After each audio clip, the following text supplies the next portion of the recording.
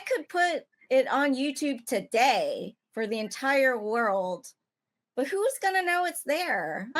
Not everything goes viral. Exactly. And most people on YouTube aren't watching long form. They're not going to sit there and watch 90 minutes.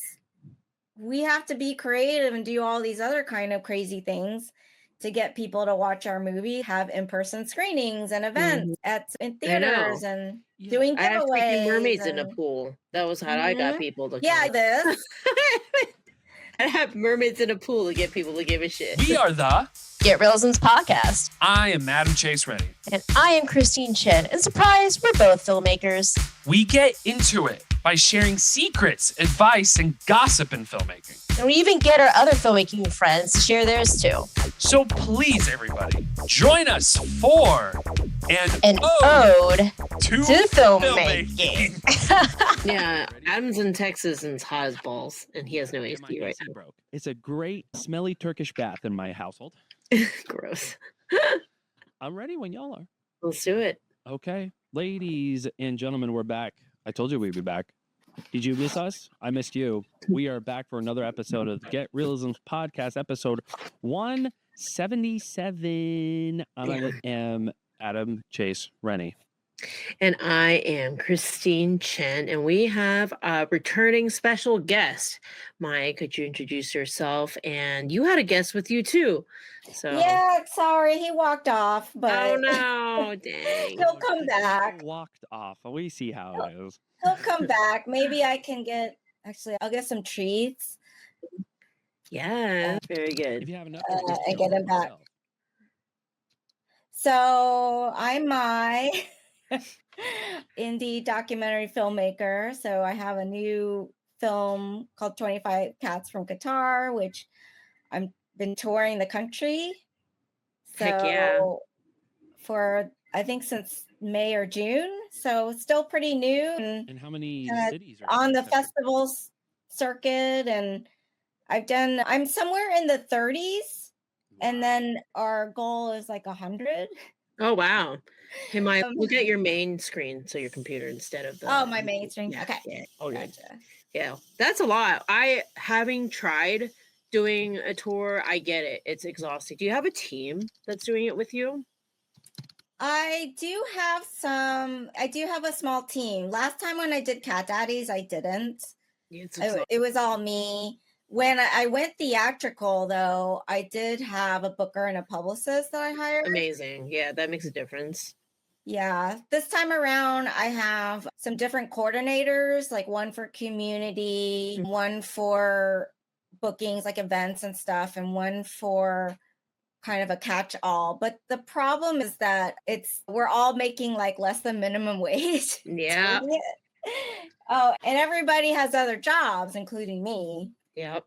So here, and I got the treat. Here's our elusive guest. So come here. You got to come up here. Come up here for the treats. Okay. Oh, yay. Yes, introduce us to this special guest. This is Goose. Goose. Oh, hi, Goose. He's 3 years old. Does Goose come with you on the tours? No, I don't know about flying with him. Yeah. My guys are anxious. Yeah. When it's possible, we do try to get local adoptable kitties at the screenings when we can. It's just like sometimes the venue doesn't really allow it. And then when we did screen, the kitties from the movie are in Milwaukee. So when we screened in Milwaukee, we did have a couple of them there, the ones that are able to tolerate crowds and the stress of being in public. So we had some red carpet photos. Red carpet kitties. Yeah. Awesome. Somebody says he's so gorgeous on IG. Hey, howdy, my Goose. Yeah. We had you on a while ago. I don't even remember when. A couple years. Yeah, a couple of years ago for Cat Daddies. And I met you at is it Dallas Asian Film Festival? Is that what it was called? Yeah. Yeah. And so I think we recorded during the writer strike, actually. Now that I think about it. I think it was like around the writer strike when we had my last time on. Yeah, I remember really loving the documentary. So yeah, documentary's fantastic. It was. I have not had the pleasure of watching 25 Cats from Qatar, but I also know that you've been wanting to make sure people get a theatrical experience if possible before releasing any kind of viewing link. I do. Even more so with this one, I think, than Cat Daddies. I do think it has the most emotional impact that way. And people laugh. There's a lot of laugh. It's been great to see with a big packed audience because people really get into it. They find the humor in places that you wouldn't think. And there's a lot of laughter. So I just think it is an experience, I think, with other cat lovers. This is Yeah. Yeah. which one? How did you get linked up with 25 Cats from Qatar? Could you go through like the process of the whole thing in terms of like how you started, how long it took to film the thing, and then edit, complete it, and where you are getting to where you are now? And it was after Yeah. Daddies, we assume. Yeah. Yeah. And Yeah. if you could give a log line, I guess, for 25 Cats from Qatar. Yeah. So Cat Daddies was like, I was on the road like mostly 2022. And by 2023, it had come out on VOD. It's streaming now on Amazon and everywhere. But when I was on tour with that, I was at the Milwaukee Film Festival. And whenever I travel, I try to find a cat cafe to support. So cool. So Milwaukee had one, and I met the lady that owned it. She'd come to my screening. And so we kept in touch, and I started learning about her international cat rescue. She'd been going to all kinds of countries and seeing the situation and rescuing cats, sometimes 20 at a time, 20 to 25 at a time on a commercial flight. And I just was like, wow. I was like, this sounds really like extreme. Like, why can't the cats find homes in their native countries? And so that curiosity is what led to this project, to find out why, because it's very layered and nuanced, and it's hard to sum up the situation in a log line over there. And I asked her if she'd want to do this, if I wanted to make a documentary about it, and she said yes. And then around that time, I was talking to someone who had seen Cat Daddies. Somehow his assistant reached out to me, and I didn't know much. All I knew, it was like this hedge fund guy, and he really connected with Cat Daddies. And he was like, he has a nonprofit that funds, they want to make movies for animal welfare, like basically films that create empathy and compassion for animals. So he thought that if I had anything that would align with that, to let him know. So I kind of pitched this idea to him. And the crazy thing is that he was aware of the problem in the Middle East, of the cat crisis there, and he'd seen it. So there was an immediate connection and excitement over this, and things happened really fast, but it was all through one funder. And when I found out that Katie had a trip to Qatar coming up, sorry, Katie, the woman in my movie, the cat cafe owner, we were like, Let's this do it. This is our chance. Yeah. And so that's how it happened. It was literally from idea to like being in Qatar filming was months. Very fast. I remember because I just had met you around this time, and I think was Asian Film Festival like towards the tail end of your journey with Cat Daddies? Yeah, I think around then, so. yeah, because around then you had already mentioned it, being like, I don't know if I'm going to be like, you're like something you didn't. It was very vague, but I think it was alluding to perhaps this was going to happen, basically, because I think the talks were happening, and then before I knew it, I think it was like, oh, yep, I'm doing this project. I'm not going to be here or something. I just remember vaguely this happening. So I remember it being quite fast because you were still touring Cat Daddies. And it was like after your last thing, you like left almost. Yeah, documentaries don't usually happen like that. And even like the filming of it, we filmed everything within a week. Oh wow, okay, only a week. Okay. We had finished editing in maybe a couple months, but we didn't picture lock until it took over a year to picture lock, but that was because the last little 30 seconds that we needed, we had to wait a year to, that's like part of the epilogue. Oh Got yeah. it. So we had to wait. Yeah. Yeah. So that was the only thing. Like everything was done. And then we were just waiting on that last piece, puzzle piece. And then so. Could you tell for the audience who, like me, who doesn't know much about what is happening in Qatar, what is the issue in Qatar with when you say cat problem? It's like majority Yeah. Middle East too, right? It's not. It's the not- majority middle of it's all the Gulf countries. It's pretty severe, but a lot of people don't see it because Dubai has a problem too, very similar. There's all this luxurious property. So when you go there and visit, you may not see the problem because you're seeing the modernism, the luxury. But if you go to the underbelly of the cities where most of the workers are, that's where the stray cats are. And there's an overpopulation. Qatar specifically, the problem is that they imported cats to get rid of the rodent problem. Aye. And then Okay. they just left the cats unchecked, unsterilized, and then they just reproduce like crazy. And part of what aids that reproduction is the climate. It's so hot. Qatar is actually very humid. It's not dry because it's a peninsula, so it's surrounded by water. And so it acts like an incubator. So it's very easy to have kittens. Yeah. And have kitten season lasts a long time in this environment. So they're constantly reproducing and they're not getting spayed and neutered. And the interesting thing that we learned over there is that the government, and the country is very wealthy, so the government actually offers free spay and neuter. But the main problem is that most of the population in Qatar are migrant workers. They're all expats. Like almost 90%. So these are people who are there working temporarily, building these stadiums, luxury hotels, working in all these restaurants. They aren't going to adopt a pet, right? Because they're not staying.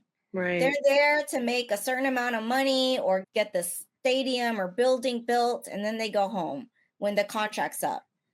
If they don't have work, they get deported.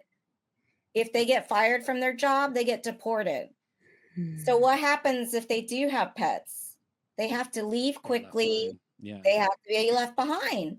And so you have all these cats who, some of them not even born on the street, so they don't know how to survive on the street, being dumped on the street. And when we were there, it was 115 degrees at least every day and night. And there's just and it's ironic because in Islam they revere cats. Yeah. But yet they're not taking care of them. And it's also a country where you can't really criticize the government, so nobody feels like they can say anything. Yeah. So even when I went over here to shoot this film, I kept it under wraps. I didn't talk about it on social media. I didn't, there was no announcement about it because we really attention. Yeah. didn't want that attention yet because you want to finish the film. We didn't have any permission to film there. We just went there with cameras and filmed. And It's so, hard to get permission from. oh yeah, there was no way we would get permission, and especially not in the timeline that we were under. Right. So how was that, like, going rogue shooting? Was it pretty easy or what? It was surprisingly went pretty smoothly, but I can say that as the only producer there, I was so stressed out about it. Yeah. And every strategy and plan was with keeping in mind that we could get shut down, we could get detained. Right. So Deported. get as much as you can. So we only have 4 days in this country. We need to be constantly shooting, get as much as you can because we don't know if we can come back, like for pickups or something. Yeah. So I was like, pretend we can't get back. So get everything. and just also just try to be discreet and just try not to bother other people. Luckily, we weren't shooting that much in public, but there's Okay. definitely scenes where we were running around with cameras in Yeah. public. Fast. Yeah. What were you using? Because I think what you shoot with helps to make you more discreet. So what? So we were shooting with a Sony FX3, Okay, that makes sense. Then. and Yep, they're like we're just small. Like Right. we shot Cat Daddies on the Black Magic, so it's small. that much bigger. Yeah. Yeah, it's small like that. We had 2 camera ops on the ground. I recorded the sound so that we didn't have to have too big of a team. Yep. We just tried to not call a lot of attention to ourselves. Totally. And Yeah. because if someone just didn't like you being there filming, Oh yeah. they, Right. if they tell the cops, we would get detained. Right. And I was worried about getting home with footage, like just all this stuff. Yeah. So even though luckily things went smoothly for us, my theory was that I mean, if you look at me, I'm just a really small person. I'm probably just not. I'm probably not. I'm not like, I don't look Non-threatening. intimidating, and maybe we didn't look that professional, so nobody like. Yeah, that's stopped the us. thing. You gotta not look professional because then you just look like an Asian We tourist. like You're tourists, like, oh, there's the Asian tourist.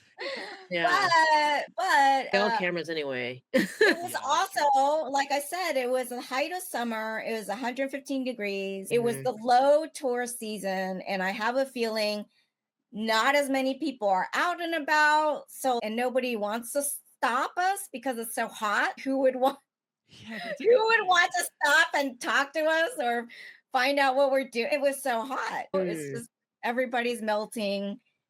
Yeah. And then maybe because we're mostly pointing cameras at cats, maybe they just thought It's just American tourists who loves filming. really love cats. Yeah.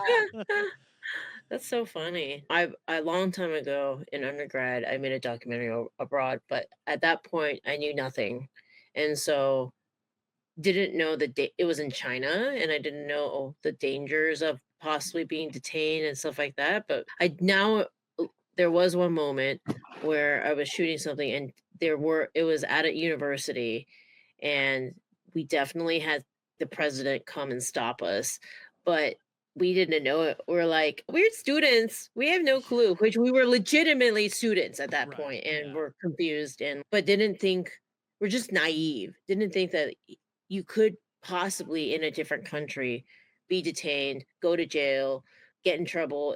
And you're in the Middle East, which has not been historically politically Not safe friendly to place. artists or journalists. Yeah. Especially So unfortunately. yeah. So hey, sweet kitty.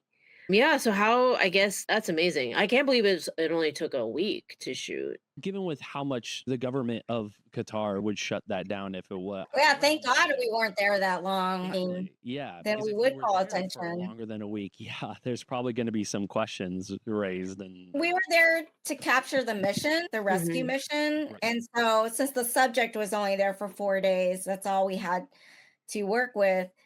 And I think that the whole movie I tried to tell it in the verite style as much as I could, like just following what happened steps by step. So that's why it was such a short movie. So I felt like the mission gave us a way into the backstory of what's going on with the cat crisis there. It gives us like a beginning, middle, and end. Right? Yeah. That's cool. Do you think this stuff is completely unpredictable? You probably, while making touring cat daddies, would never imagine that you would have a second documentary immediately afterwards. So I was going to ask this. Yeah, pretty what much a stupid question. miracle. Yeah. Okay. Do you think this will there be a third film? What? Yeah. Everybody is telling me I have to make a third because I have to have a trilogy. I have to make this. Good things into come in threes. And I said, I don't know. But the bigger question is, does anybody want it? Does anybody want long form anymore? I think we've all been having that We conversation. literally talked about it last episode. Yeah, you're talking about that. So I think that's the bigger question is, do people want to watch 90 minutes anymore? Because I'm being told constantly that nobody does. Have you thought about doing like episodic though? Like doing short form, but multiple? Ooh, yeah. I actually am. I'm actually pitching spinning off this movie into a short form project of short videos for children to teach them pet Oh, great. That's responsibility. great. Yeah. Yeah.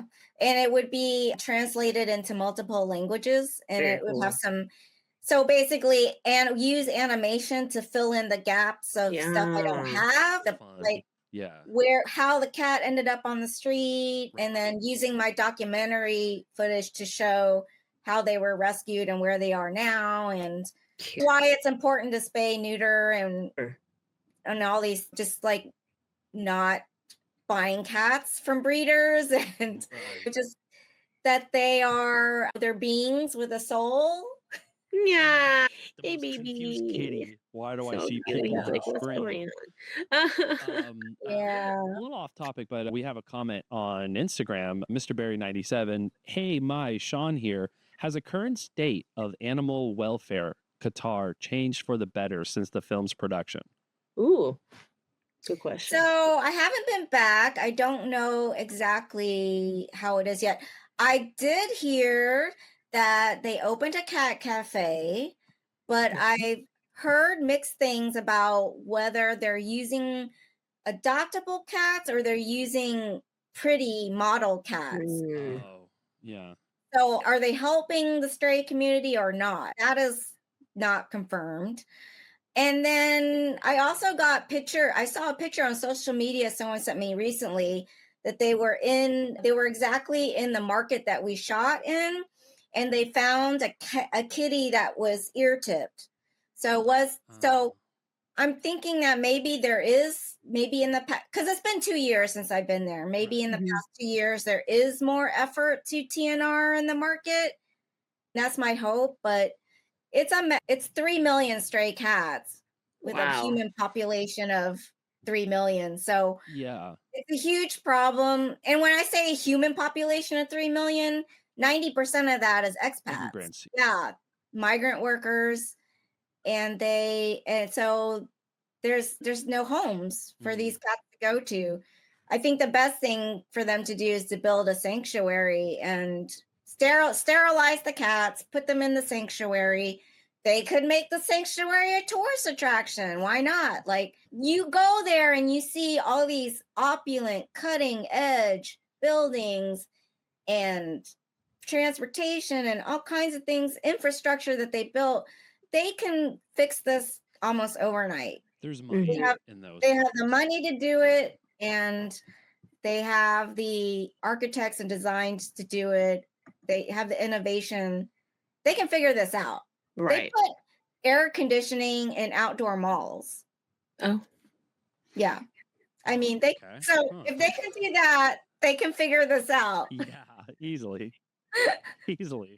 Yeah, you go to the luxury malls there, and there's air conditioning coming out That's so into funny. the open air, and there's like almost nobody in the mall.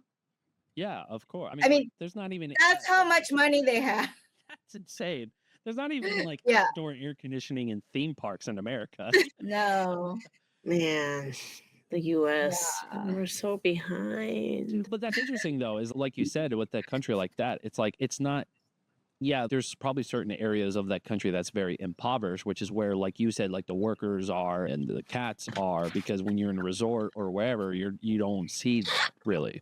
So it definitely begs the question of the government of Qatar could easily make a nonprofit sanctuary to house these cats, and like you said, even make a visitation for people to just visit and hang out with cats, sterilized cats. Yeah, because they offer no shelters for the cats, which And that's awful. Yeah. Yeah, so people can't drop them on shelter, which is fine, because even if they had shelters, it's a dead end for the cat. Oh, yeah, it's a youth. Yeah, it could be. They're not going to be. Yeah. Where are they going to go? No one's adopting. So I think in their minds, the cats are free. They have their freedom. They're fine.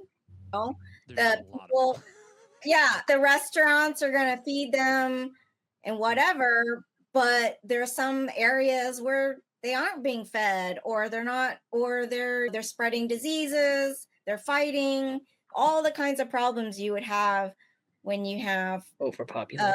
a neutered cats. It's just, it's not good. And you would see it all in the film, but that's just a few layers to the problem. And it's funny because my trailer's out there, and a lot of people just watch the trailer and they comment that, oh, this is such a horrible thing that you're doing, because what about the cats in America? American cats first, that kind of stuff. But Yeah. you haven't seen the movie yet. And I think Haters that are always gonna hate. everyone who has seen the movie, I think unanimously can see why there's a problem, why we should care, and that we can learn things from seeing this problem there. So that's why I made the movie. It's not a movie to try to get everybody to go over there and rescue cats. We know we can't save them all. No, of course not. But it's a mere reflection though, right? Because it's, if you see this problem already been happening in Qatar and elsewhere in the Middle East, or anywhere in the world, really, it's just only a matter of time before we are going to have a situation where it's just going to be like a bunch of cats just stray here. Yeah. It would be a different situation, but at least now with 25 cats from Qatar, like, people can be aware of this and know that, oh, this is a serious problem. It's the kind of the same idea of like, why should we pay attention to a genocide halfway around the world when there's homeless that are here? It's sure, but that's still a mere reflection. Same thing for the cats, right? It's only a matter of time before it would inevitably happen here. Now, we would probably have a lot more resistance against that to our government, but that's not the same for the government there or anywhere, really. It's very different. But also, it's like, you need to be aware of this. I feel like people should be More of it. aware. Even if you're not into cats. Animals don't deserve to be stranded. That's insane. And there's 3 million of them. That's nuts. crazy. Do you have a link to your trailer? Maybe we can try. I've never done it before, but I know in StreamYard you can like yeah, present. where should I put it? Maybe in the chat. Maybe in the chat, let me and then try Adam, that. you can present it or something. Yeah. Let's try it. And just so you know, we have no clue. Like Definitely, I'm on. You can also see it at our account, 25 Cats from Qatar, too. So yeah, I think there's a chat. if you We go can- there later, you can. But okay, so I just sent it. There it is. I'll let you Perfect. see it. And then I believe, Adam, if you were to open it and then present Is it, it in the Chat. StreamYard chat? private chat, yeah. I don't see it. Oh, I see it. Oh. Here, let me. Okay, I have it here. Oh, Cool. wait, All right. wait. Hold on. Okay. And then you All just right. present it. How do I do this? Ooh, I can try. Do you want me to try? sure. Okay, I'm gonna try. I don't know what I'm doing, but let's see. Let's see what happens. Oh, present. Okay, present video file. Oh, share screen. Okay, maybe I'll try share screen. Yeah, you think you do it on your end? 'Cause Yeah. I gotta keep this full Don't show screen. these. Yeah, let me try it. Share OBS. screen. And then I'm gonna share this trailer screen. Share. Can you guys see that? Not yet. I'm sharing a straight. Start this tab. Oh, okay. Then I say sharing this tab to streamer.com. Okay, great. So now I can play it. Do you see that? I don't. Maybe because you're. Is it on? I have to do some on my end, maybe. I don't think so. Let me see here. Let me go. Stop. Oh, I see it. I see it. Hold on. Did you see it? Okay. Oh, there it goes. What's Yeah. happening? Let's go. There it is. Cool. All right. Here we Alright, go. This is our first time doing this, guys. Wow. You've Yeah, never all done this right. before. No. Okay. First time. How many stray cats do you think are in Qatar? It's like never ending. They've got lots of rats here. They have to import cats from abroad. The breeders in the shops, they will breed and they will sell. This will never stop. I own a cat cafe in Milwaukee and I can help. I needed to see the situation for myself. How does it ship on today? I'm traveling and I have 25 cats booked in cargo. You have 25 cats along with you, sir? Yes. When I go to Doha, I'm going to meet some of the rescuers for the first time. There's a very small handful in Qatar who are dedicated to the cause. I have rescued maybe more than 500 cats till now. The rescuers have exhausted all efforts to find them homes in their native countries. They know that the animals have no chance in Qatar. They just say that, oh, it's just a cat. But for us, it's not a cat. It's like a whole life. There's so many cats that need homes. They have to be very friendly. The landlord knows what we're doing, but he doesn't know the amount of cats. I can't take 7. I'll take 2. So all these cats are ready to go. Is this cat here ready to travel? Yeah, I definitely want to take him. So Cinderella's in. Put Birdie down. I'm going to take her. This guy just cracks me up. I promise I'm not going to foster forever with him. I'll end up in divorce court. A lot of folks thought I was absolutely insane. I'm on a really tight time crunch here. It always comes down to the wire. You literally just won the lottery. Thanks for pooping all over me. That is definitely him. Grab him. There's always something that happens. I do not have a health certificate here. We have to have backups for the backups for the backups. So she has some stowaways. Is that what you're saying? 2, 23, 24. This is why I'm doing this. I'm missing a cat. I want this one. Assuming you're like a cat breeder. Cat breeder? No, I'm a cat rescuer. What a great trailer. Fantastic trailer. Yeah, it looks awesome. We're going to share the link on Instagram as well for people who are watching. But yeah, you should go check out the trailer for 25 Cats of Qatar. Hey, you saw in the trailer how the kitties have passports? Yes. Oh, they each have passports? Yeah. So I made, as a giveaway, we made passports. So when you come to the screening, it has more reading material about the movie. It has facts and tips about cats, and it has a list of ways you can help cats. It has pictures of the cats. Oh, that's cool. From the movie. Yeah. That's so a these great are idea. So that's one of the things that we hand out as a keepsake or souvenir Yeah. at the shows. So to have the cats come into the US, they each have to have a passport. Yeah, it's not like a government issued passport, but it's a veterinary issued passport that has their picture and Oh, interesting. some of their medical information and things like that. I have never traveled with a pet, so I don't know much about it. Is that just with any pets? They all have. I don't know. I don't know if it's just, I don't know if that's needed for like a cat, I don't know, visiting or something, but it's definitely needed when you're permanently moving cats or exporting cats. Yeah. Didn't know that. How cool. Yeah. Yeah, no, that looks amazing. Yeah, we just shared the link to the trailer on The link IG. is in the Instagram comments. Yes, if you're wondering why we went silent because we're watching in awe of this awesome trailer.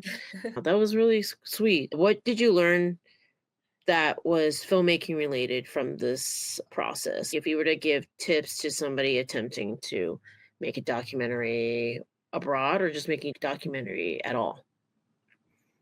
Oh gosh. It really has to be something you're extremely passionate about. And obviously helping cats is something that I'm really strongly passionate about. And it keeps me motivated and in because it's just looking back, like that shoot was so hard over there. I'm like, I don't know if I could do that again. Like I can tell why you said it. So hard. Yeah. Also, just like you're experiencing jet lag and you're having to shoot all hours, any hours. When you get back to your hotel, when everything's done, you're downloading the footage, you're making copies of it. There was no time to sleep or eat. Sounds like Christine. Yeah. Yeah. And so if you don't truly love what your documentary is about, then you're going to burn out and it's not going to be worth it because it's a long journey. And the other thing is that, and I've been telling this to a lot of filmmakers lately, is that making the movie is the second hardest thing you will do in your life. The first hardest thing is getting people to watch it. Oh God. So distribution and marketing, trying to get that's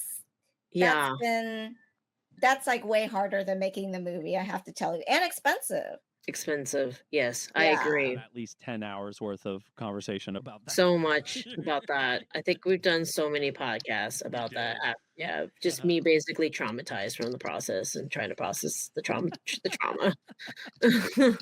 It's funny because you go in, like, from a business standpoint, I'm like, I know that marketing is the hardest part. It's the most time consuming part. It's the least rewarding part, but it's the most important part in terms of being able to make your career as a filmmaker be sustainable in general.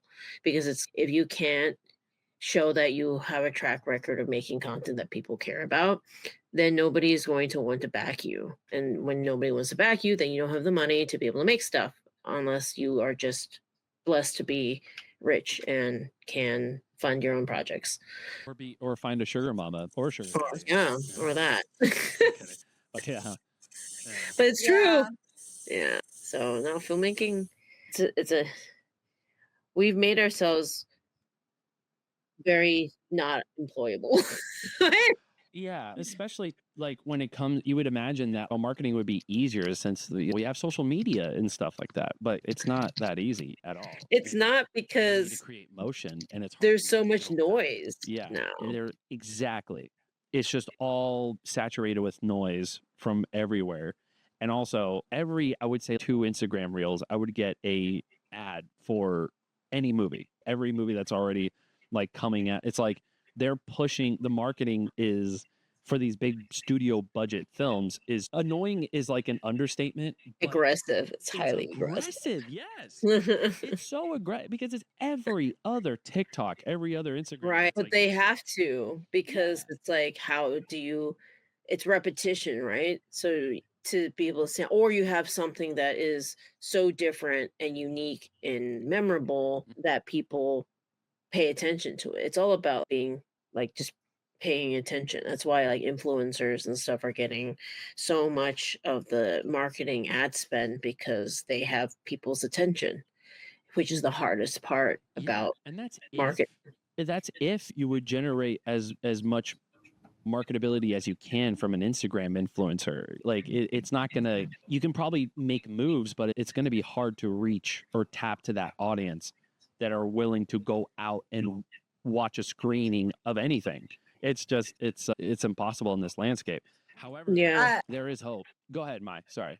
Oh, I have a funny story that made me think of you guys, which is that when I was at one of my film festival screenings and after the show, people come up and talk to you.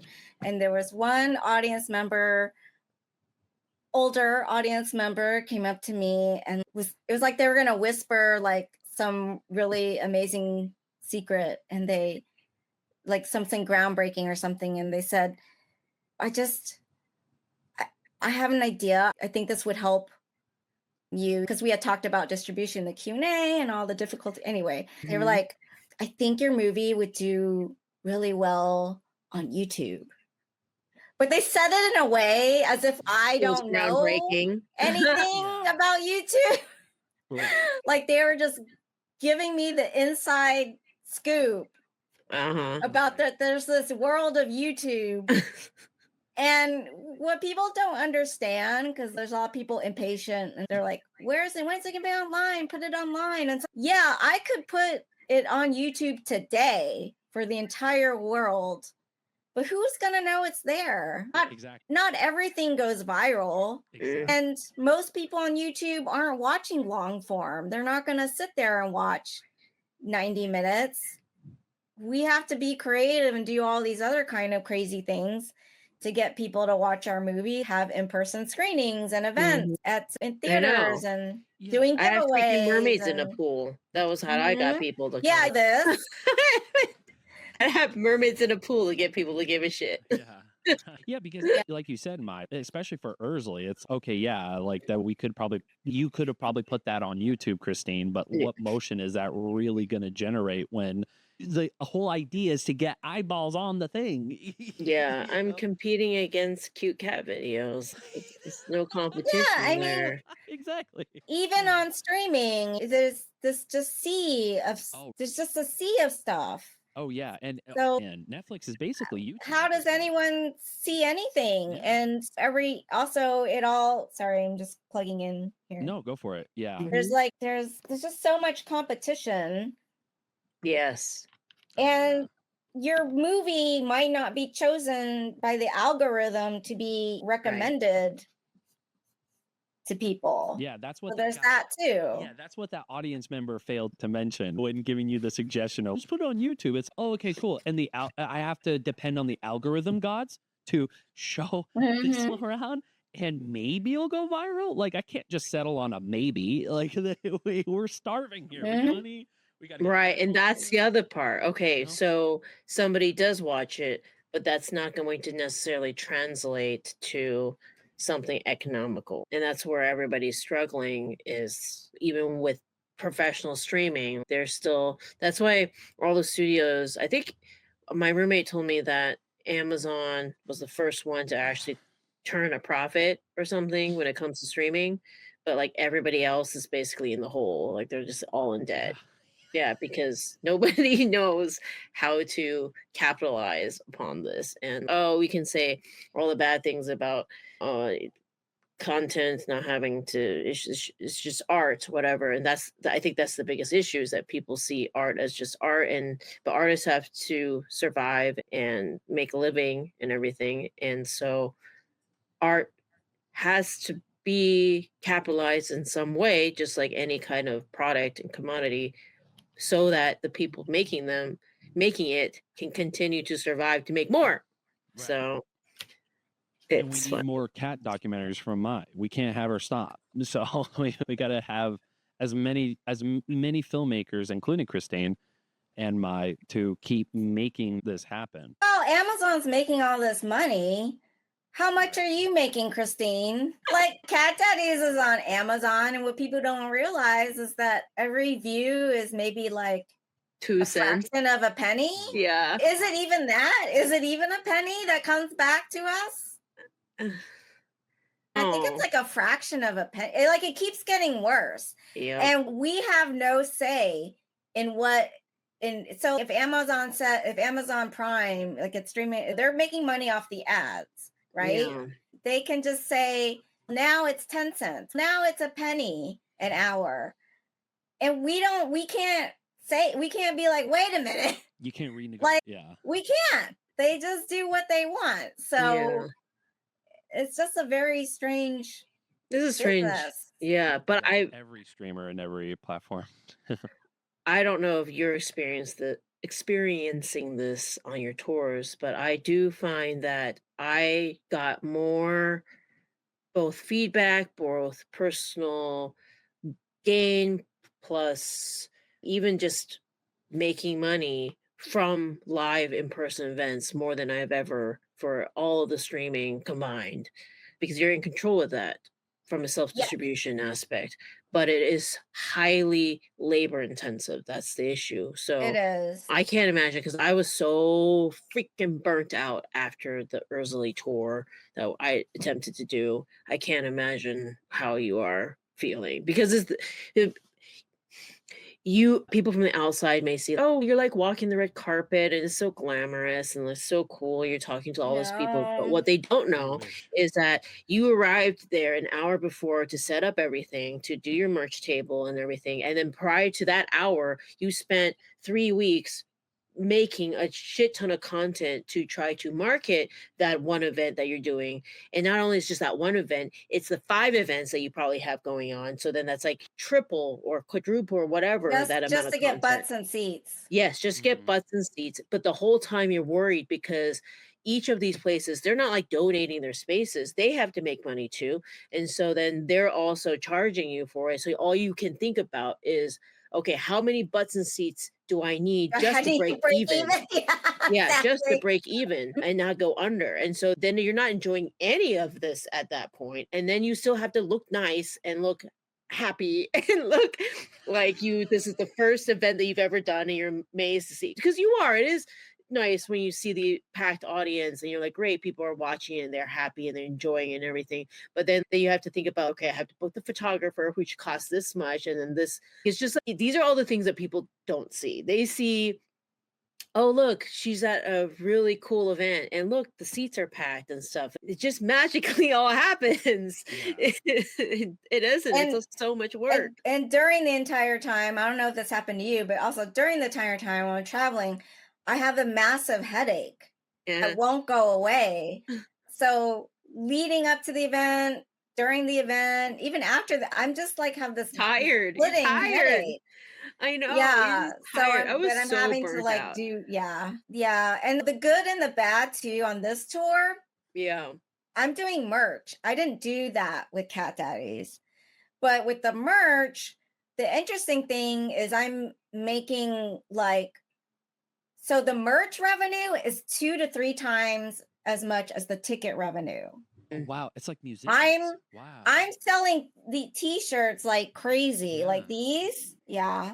So I worked with an artist that I really love to make the t-shirts. I sent him the movie and it was like a commission project. So he made money as well. But to watch the movie and illustrate something for t-shirts or something inspired by the movie. And it's been great. Like it's the way that I raise money for the Qatar cats right now is through the merch because there's no money left in ticket sales. I 100%. You have to pay the venue. You may have to pay for your travel or you have to pay for, so there's just no money for charities. So the merch helps me do that. And it's been really successful, but it also adds more work. Yes. So most of the time I'm working on reordering merch. When the merch comes in, I usually have to tag it or bag it, or there's things that have to be done and then you have to ship it to wherever you're going, right? So there's a lot of work. There's so much work. There's so much work. I'm like It traumatized doesn't now end. reliving this. Yeah, it was so much work. It was the same thing. Merch was always king. I didn't sell nearly as much merch as you did. I did some posters maybe, and then I didn't even have t-shirts and stuff because we couldn't afford it because it's a sunk cost. And yes, but I was very grateful when people did buy something or whatever. But yes, that actually ended up doing better, agreed, than ticket sales. So that's a lesson and tip for anybody trying to do their own screening tour and whatnot. But yeah, it was just like I like hearing your experience because I was like, is this supposed to be this way? When I was going through this tour, being like, I'm fucking exhausted. I'm so tired, so burnt out. Adam has heard this where I'm on the way to the California Murder Convention in Sacramento driving, and don't do this, but I had 2 other screenings about to happen like the week after, and like later, and I still needed to create content for all that shit. So I'm like creating this like on my phone or like just writing while because I drove because I couldn't afford flying to places during my whole thing, and also I had too much stuff I was bringing, and I was just me. So it was just, this is shit that nobody hears. Like they just see the aftermath of it, and so I think it's important that people know that when a film gets made, yes, that is also a miracle. But like when people actually see it, that is a greater miracle. Yes, and specifically for independent films, because studios have money behind it. It's different when you have money because you can hire teams. That's why I asked you whether you had a team. To them, booking out 10 theaters is like no big deal. To us, that's like half of our budget for everything. So we're like counting pennies and stuff like that. And so, man, I don't understand that. I find that more and more, especially with my own family, especially with, you heard me talk about this, Christine, but I would even tell my family of, oh yeah, my friend and my mentor made this film. I was part of it and you guys should go watch it. It's like, okay, cool. So it's who's in it? Who's in it? That's who's in it. And then the second one is, oh, it's playing at this theater, right? Like at their local theater, like at the local Regal Cinema, AMC. It's, oh, this isn't a wide distribution. We're not. Listen, that would be Christine's dream, but that's not how it works. They're like, wait, what? I thought all movies like just magically happen in theaters. It's like that never happens. That's why there's thousands of indie films that we have no idea about, because it's just not being showcased and it's not a wide release, which is why I think it's so funny I was watching, and I'm not going to say what specifically the film, because I did like the film, but there was a press thing for a film where like actors and like producers were talking about it in the press, and they're like, this is a real indie experience because we did this all ourselves. Meanwhile, they're backed by a studio. There's a wide rollout. There's red carpets all around the world, in Tokyo, in Spain, in America. That's not equatable. That's not indie-esque indie. Try getting a Honda CRV and traveling all around the country while on your phone editing and trying to get all the shit made. You won't. You can't. It's like being a musician. You're just a traveling musician. That's what I felt like. I had so much respect for traveling musicians after that. I was like, man, this is a lot. Like, I need a tour bus. Thing too with musicians is that they think that, oh, it's like everywhere is like Taylor Swift concert, right? It's no, these people are playing in dive bars. What do you mean? Yeah, stand-up comedians too. I don't know how to do it. Because if you get sick or something happens. That's it. You're not making any money. The show's over. At least with my film, if I go down, the film can still play. It was still probably play, yeah, without me. Yeah, dude. Yeah, did you get sick on this tour? It is. Yeah. But I had that car crash. I had that collision on the way to a film festival. Oh no. Yeah, and I was just like, am I gonna make it? And it was terrible because but the car was just full of stuff. Merch and stuff. It had the giant cat cutouts. And when the accident happened, all I could think about was is the stuff okay? Is my cutouts okay? Yep. My fragile cat cutouts. Is the merch? Is all this okay? And how am I going to get all this crap out and reloaded into another car? And then what am I going to do with my car? Yeah, it was. And I'm like, I still got to get to this film festival. Christine's about to pass out because she knows us all too. I'm like, oh my, I feel it. I feel the pain so much. Feel it so hard. Oh man. So yes, so all you people out there, the best way to support a truly independent filmmaker is to go to their events and watch their shit. Just show up. It's so easy to show up. Just please show up. Like, you don't understand. Like, we remember all the people that we interact with and get to, because we really appreciate that. Yeah.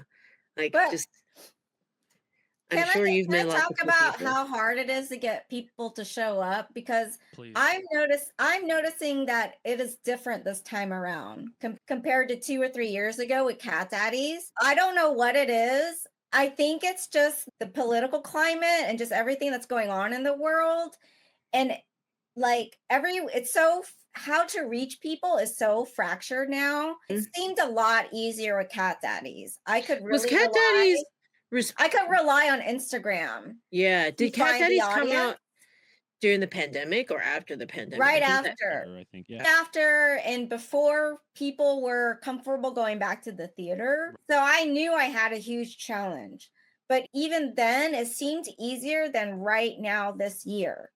Because I'm using the same email list.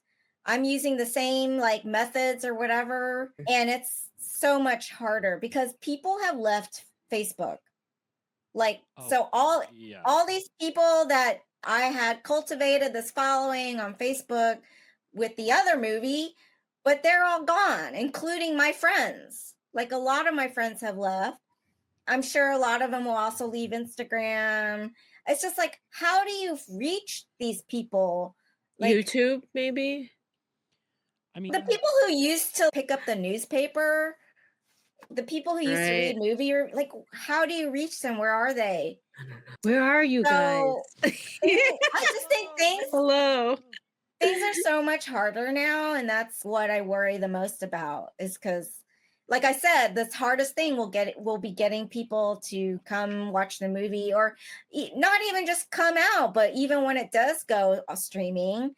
Like, nobody wants to pay $2, $3 to rent your movie. They're not doing it. I can show you the reports. Yeah. From my last movie. They're not doing it. People are so spoiled now, and they just want it on Netflix or whatever. Yeah. Yeah. But there's a ton of movies that Netflix doesn't want because it doesn't feed the algorithm. Yeah. Or there's movies you completely miss on Netflix, and like, this is the algorithm. Yeah. They just want the clickbaity stuff.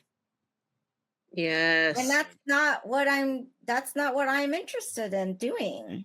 I'm guilty of watching some of that clickbaity true crime stuff, but Yeah, well, that's all they care about. They're not.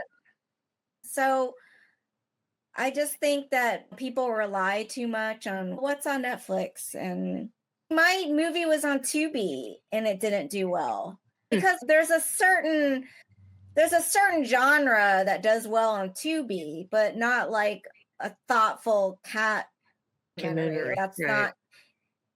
It wasn't even Tubi wasn't even showing it to people like me. So no one knew it was on Tubi unless you type it in and like you're looking. If you know it's on there, you can find it, but it's not like people were discovering it on Tubi. So don't get excited if you get a Tubi deal, because it really depends on the type of movie. You could do really well, but you could also go into obscurity like I did. Yeah. On Tubi. It's the same idea for marketing, right? It's like you don't know if you're just screaming into the void.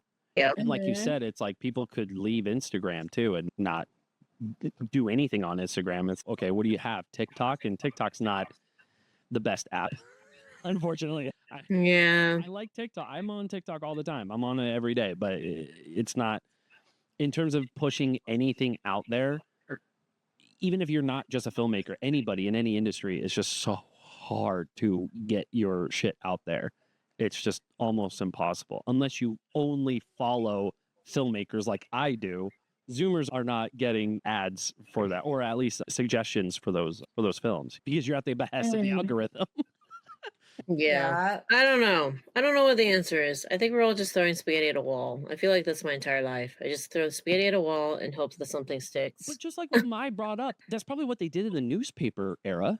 It's like, fuck it, let's just try to put out, I don't know, like events, like what you did, Christine, with Ursula. What else do? You're only funneled to like very specific, very like niche things that you just only hope that people can show up. I think it just needs to be an experience that's different that other people can offer. So like, I think the fact that the tour is successful is because you offer an experience. You can partner with other people who have very specific audiences that are your target audience and stuff like that. And you can link up with an organization, with the cause and whatnot, and bring in some of the subjects from your film. And like, I think, I don't know what I'm talking about. It's still so hard. It's still such a hustle. It's a hustle. And no matter what.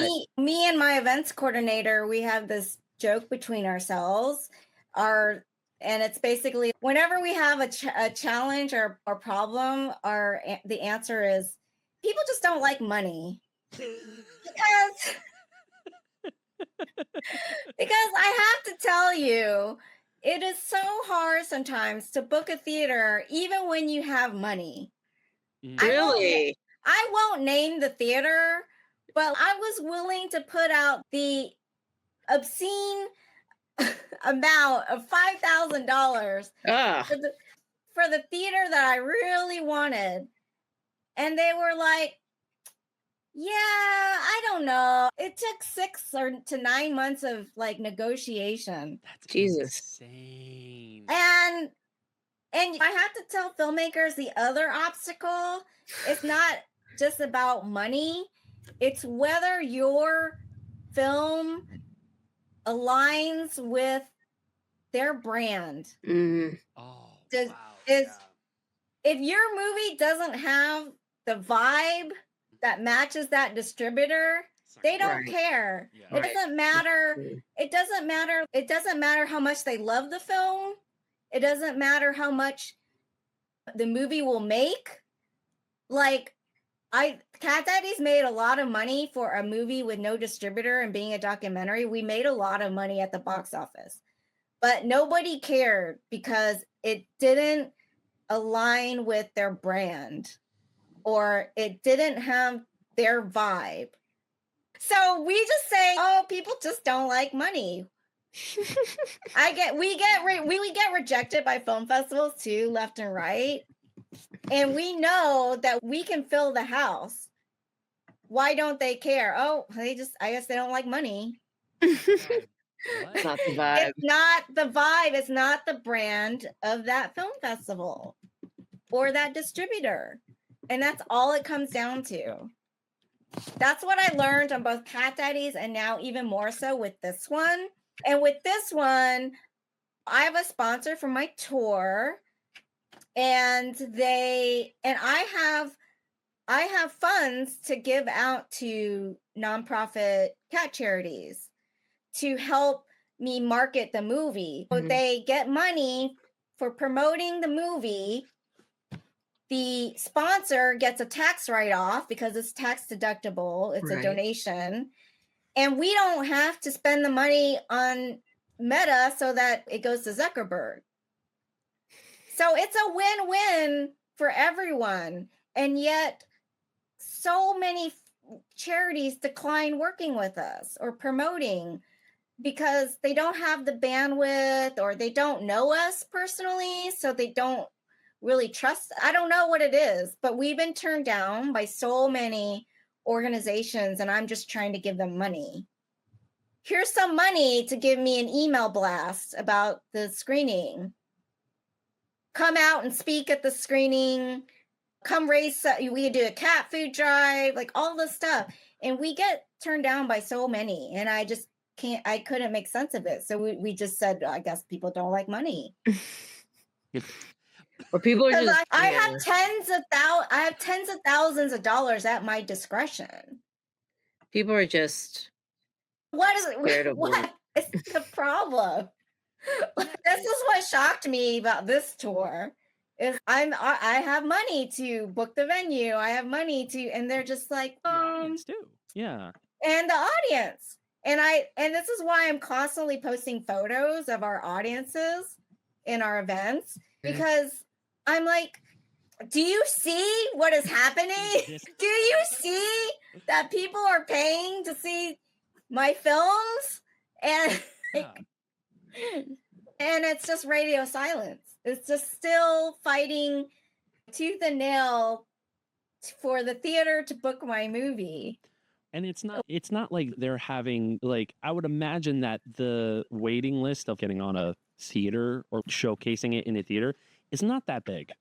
So if you're coming in with an audience, you got the marketability, you have trailer, like you have the whole 9 yards in terms of marketing and showcasing this film.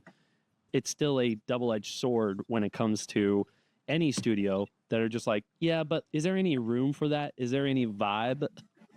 I just can't get over that. The vibe. It's just, it's so disrespectful. That's just how I feel. Is it really so embarrassing to show my cat documentary? Because you just everyone you want to just I don't know what the deal is, but maybe they're afraid of offending the non-cat people. I just think they don't like money.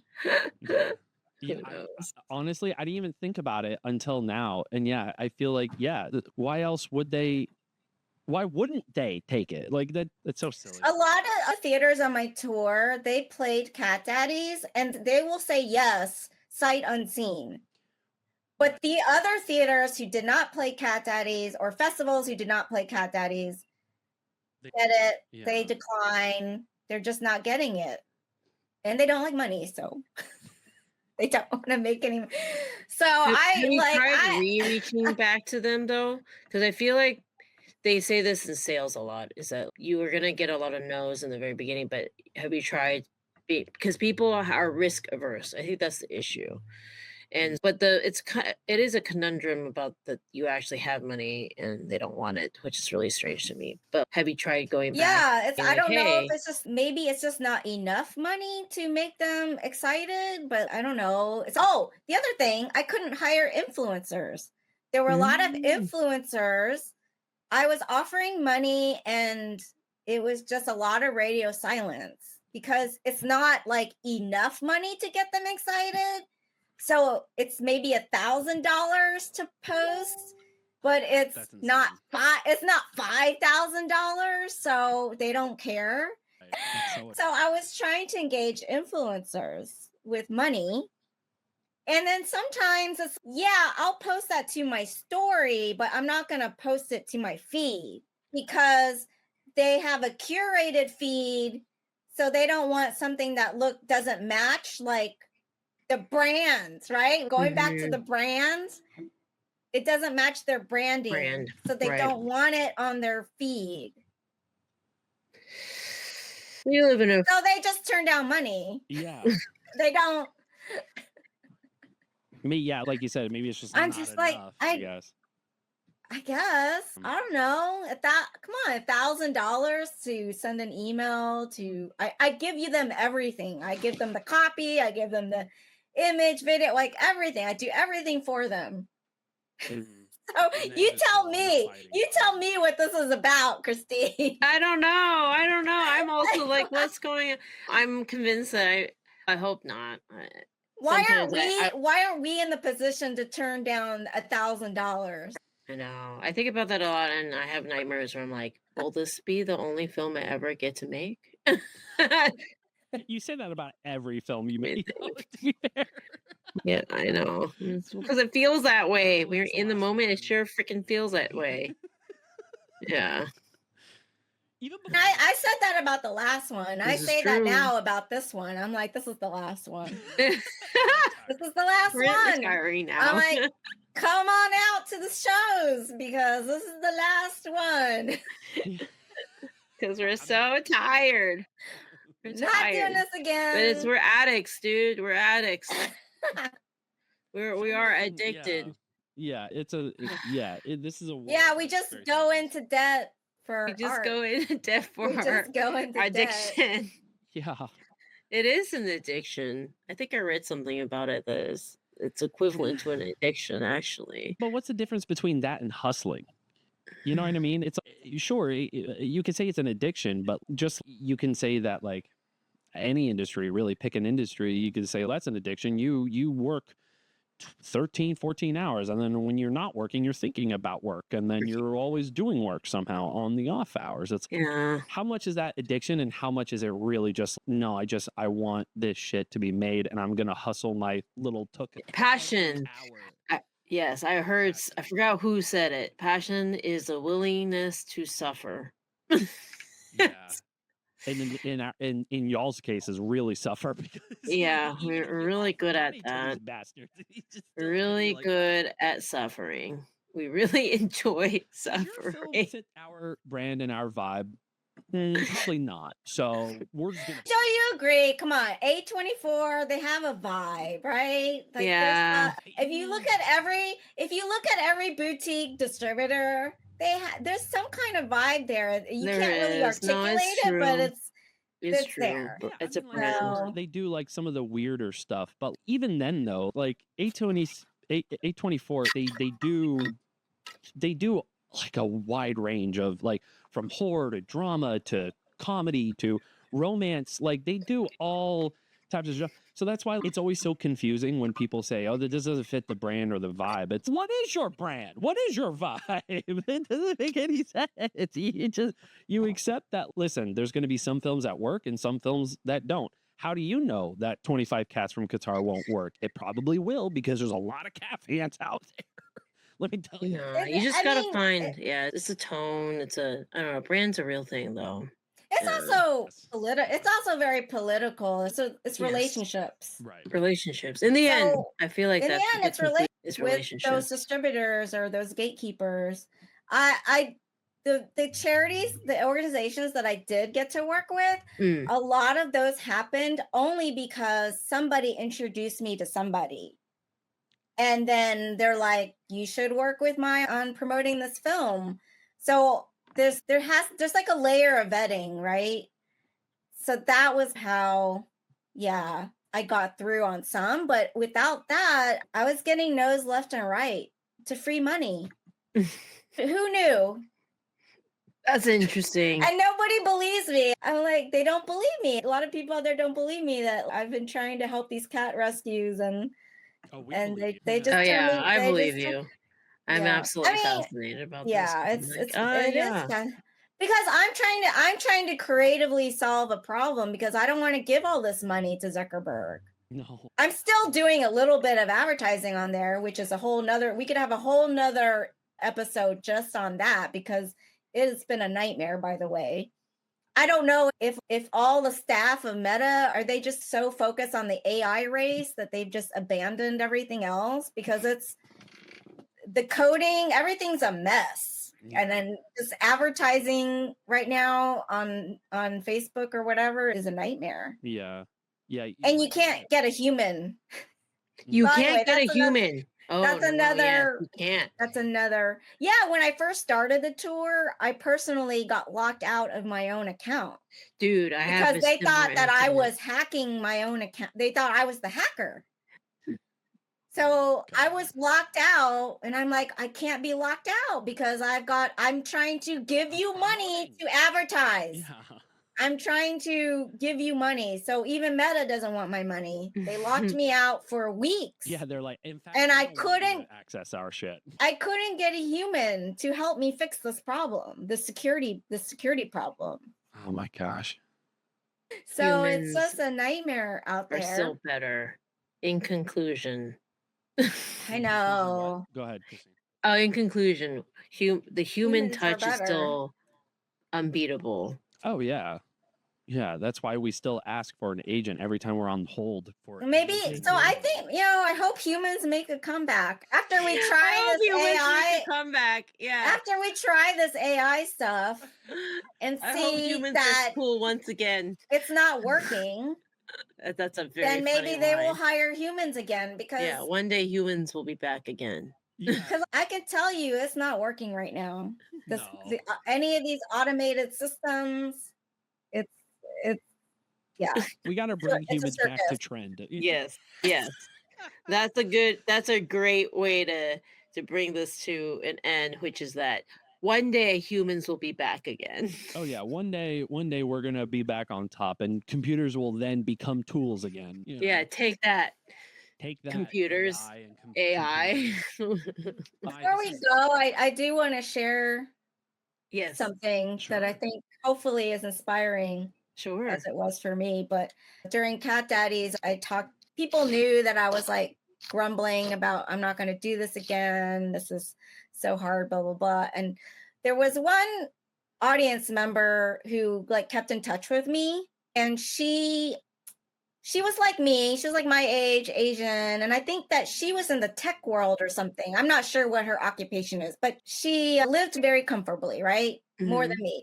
And she said to me something that I think kept me going, which is that she told me that I had, from watching Cat Daddy, she said that she thought that I had some kind of, I don't know if she used the word talent or gift, but she said that this was something that so many people out there don't have and wish they had.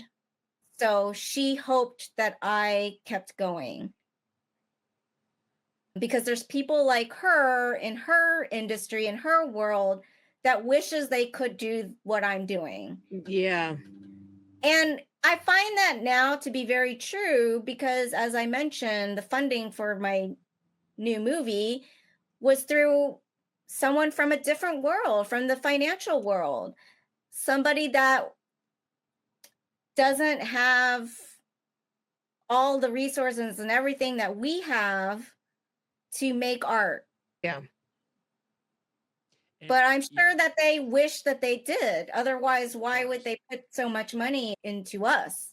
Yeah. So I do think that if you have it, use it and not take it for granted, because I guess we're in our bubble. There is a whole other world out there of people who can't be artistic and creative.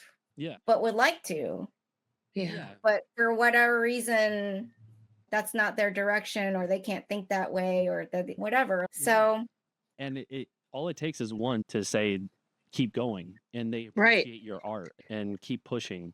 Exactly. That's why that's the best way to support, is to just show up.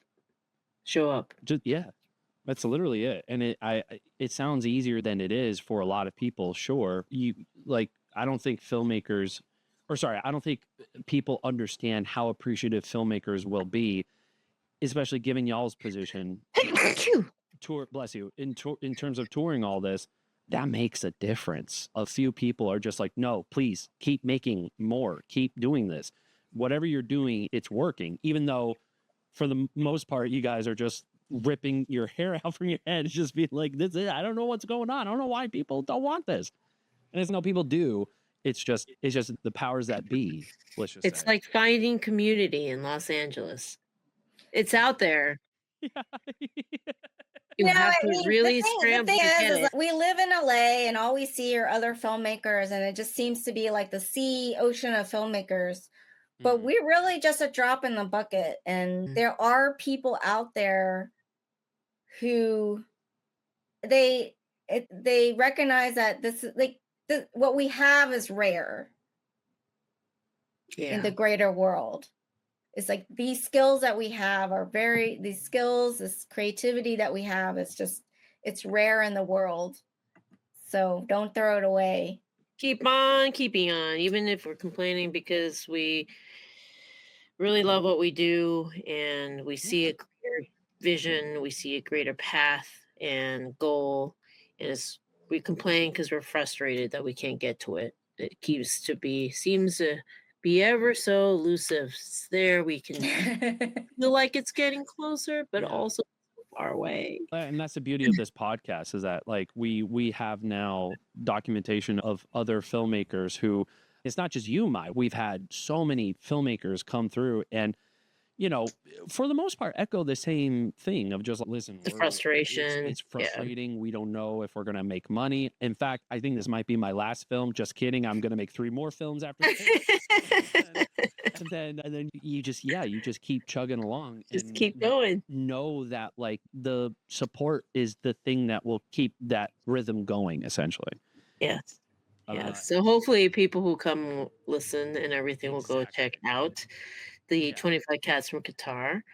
Go to, what's the website, Mai? 25catsfromqatar.com. Perfect. Easy peasy. Yeah. So yeah, please go check I'm hoping we'll probably bring it back to LA at some point. Awesome.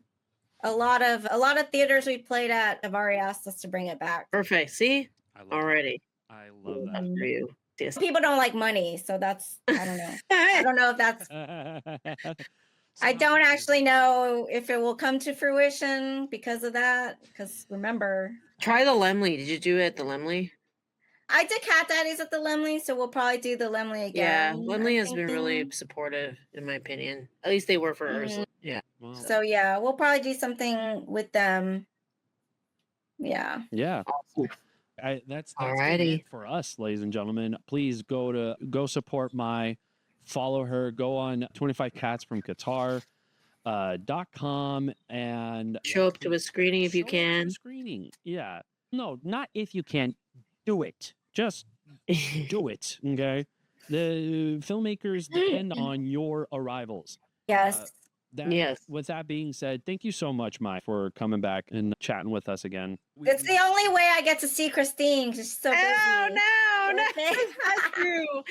Yes, recently has been, but yes. I mean, this is how Adam and I are able to see each other too. We like catch up on our podcasts and everything. And that's true. Right.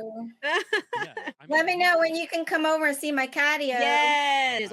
Have you done any of your summer screenings? You haven't, right? Because you've been I'm too busy. Exactly. See? It's just, I've been out. We all have lives. Yeah.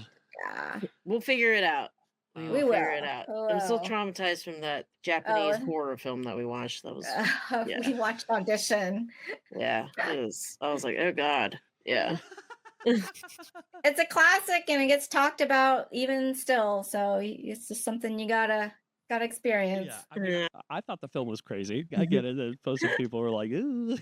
But anyways, thank you guys so much. We appreciate you. Yes, don't forget. Please don't forget what time it is. It's housekeeping time, maybe.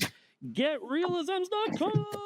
Pick up your books. Pick up your adorable baby books. Are you kidding me? Get your baby books. Get your regular books. Get Reelisms.com. Check it out. Okay. Yeah, and if you want 25catsfromqatar.com. Yes. Okay. And if you're out there and you are wanting to share your films and stuff like that, feel free to drop us a DM or email us, and we're happy to bring you on because we want to learn. This is the fun part, is getting to learn from each other and understand the process, and really just bond by trauma. Yeah, and Because it's a lot of trauma. hopefully people who do listen to this will take this as like a film school in of itself to learn all the hits and misses of what you need to do. Yeah. Don't feel bad if you get rejected because Yeah. it's Oh, just not rejected the is right the vibe. Yeah. It's all about the vibe. Yes. About the vibe. And demanding people to take your money so you can showcase your film. Yes. They'll still say no even when you do have money. No, no, no, that's the vibe. They still say no when they don't have, when you have money. What the cray. Thank you guys again. We appreciate it, and we'll see you guys soon. Bye-bye now.